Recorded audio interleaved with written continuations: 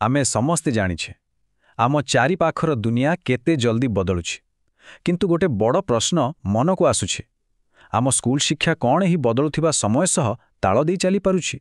आसंतु एही विषय रे टिके गभीर भाबे आलोचना करिबा। एटा गोटे बहुत बड़ प्रश्न नुहे कि कारण एहार उत्तर ही आम आगामी पीढ़ीर भविष्यत कौन हेब ताहा स्थिर करिब।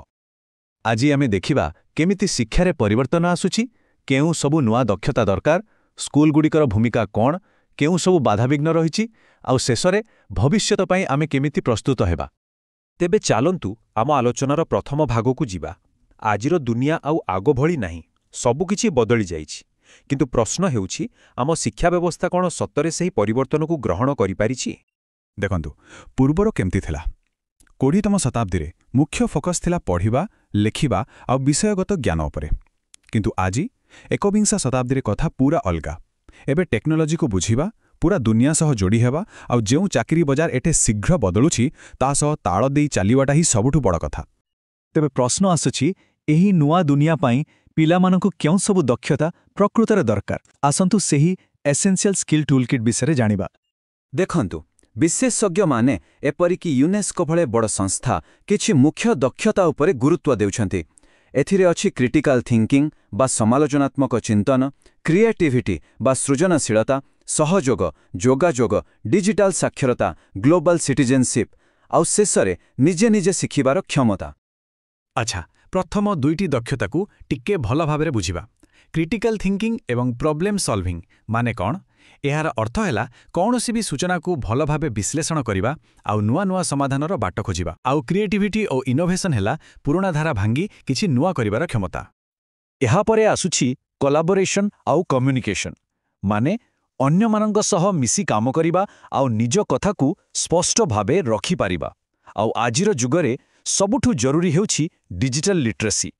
केवल टेक्नोलोजी व्यवहार करिबा नुहे बरं ताकू दायित्वर सह केमिति व्यवहार करा जिवो सेइटा बुझिबा दरकार। आउ शेष दुईटी दक्षता आमकु जणे भल मनिष आउ जणे सचेतन नागरिक करिबारे साहाय्य करे। ग्लोबल सिटीजनशिप माने हेला विभिन्न संस्कृति को सम्मान देबा आउ सेल्फ डायरेक्शन हेला सबुबेले नुआ किछि शिखिबा पई निजको प्रस्तुत रखिबा, कारण शिखिबार कोनोसी बयस न थाए। तेबे ए सबु तो हेला दक्षता कथा, किंतु प्रश्न हेउछि स्कूल गुडिक ए सबुकु पिलामानकु केमिति सिखाइबे? केवल थियोरी रु प्रैक्टिस को केमिति जिबा? चलंतु से विषय देखिबा। एथिपाई शिक्षादानर पूरा दर्शन को ही बदलाइबाकु पड़िबो।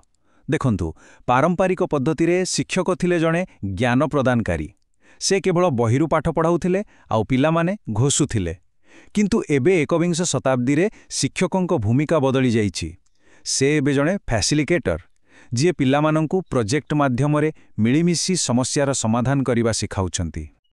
आउ एही नुआ चिंताधारा को क्लासरूम रे लागू करिबा पई अनेक नुआ पद्धति आसिलाणी, जेमिति कि project based learning, flipped classroom आउ फील्ड ट्रिप बा इंटर्नशिप भली अनुभूतिमूलक शिक्षा।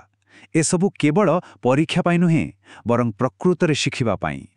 किंतु कथाटा जेतिकी सहज लागुछि सेतिकी सहज नुहे। एही नुआ शिक्षा व्यवस्था को लागू करिबा रास्तारे अनेक बाधाविघ्न और आह्वान रहिछि। सबुठु बड़ समस्या हेउछि आमर परीक्षा केंद्रिक व्यवस्था, जेउठी दक्षताठु अधिक गुरुत्व मार्क को दिया जाए। ता सहित अनेक जगारे ठीक ठाक संबल नाही, जेमिति कि डिजिटल उपकरण आउ पाठ्यक्रम भी एते कठोर जे नुआ किछि करिबा पई सुजोग मिलेनी। एहा उपर पुणी सामाजिक चाप तो अछि, समस्ते चाहंती पिला अधिक मार्क रखु। तेबे एही सबु समस्यार समाधान कौन? केमिति आमे एक भविष्यत प्रस्तुत शिक्षा व्यवस्था गढ़ी पारिबा? आसंतु आगकु बढ़िबार रास्ता खोजिबा। एथिपाई एक व्यवस्थित परिवर्तन दरकार। प्रथमतः सरकारी नीति और पाठ्यक्रम रे सुधार आनिबाकु पड़िबो, जोंठी घोषा पाठ को कम करी सृजनशीलता को प्रोत्साहन दिया जिवो। द्वितीय शिक्षक मानक ट्रेनिंग रे निवेश करिबाकु हेबो। तृतीय स्कूल गुडिकरे आवश्यकीय डिजिटल भित्तिभूमि जोगाइबा दरकार। आउ सबुठु गुरुत्वपूर्ण कथा हैला समाजर मानसिकतारे परिवर्तन आनिबा, जोंठी लोके मार्क सहित दक्षता को भी समान गुरुत्व देबे। एइटा मने रखिबाकु हेबो जे एही परिवर्तन केवल स्कूल किंबा शिक्षकंकर काम नुहे, एहा एक सामूहिक दायित्व। सरकार, शिक्षक, अभिभावक आउ पूरा समाज समस्तंको मिसी गोटिए लक्ष्य नै काम करिबाकु पड़िबो। एठारे गोटिए बहुत सुंदर कथा कुआ जाइछि। एकविंश शताब्दीरे गोटे स्कूलर सफलता केवल परीक्षा फलरे मपाजाए नहीं बरं सेठारु बाहारुथिबा पिलामानंकर सहनशीलता नमनीयता और मानविकतारु ही मपाजाए। तेबे एही आलोचना शेषरे गोटिए प्रश्न छाड़ी जाउछि।